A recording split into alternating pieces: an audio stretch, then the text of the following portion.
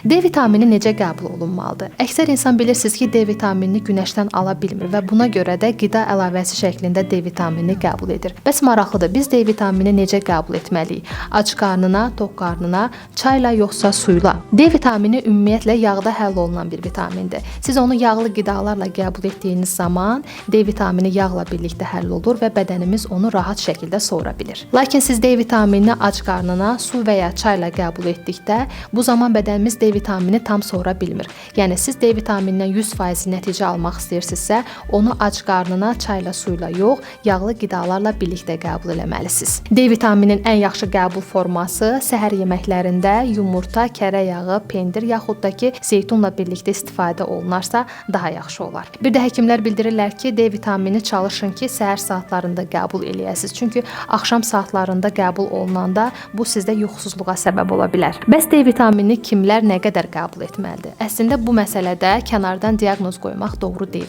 Əgər siz D vitamini qəbul etmək istəyirsinizsə, ilk növbədə qanınızda D vitamini analizi verməlisiniz. D vitamini səviyyənizi yoxlatdıqdan sonra həkimə müraciət edib lazım bildiyi dozada qəbul edə bilərsiniz. Videolarımızın davamının gəlməsini istəyirsinizsə, kanalımıza abunə olmağı və videolarımızı da bəyənməyi unutmayın.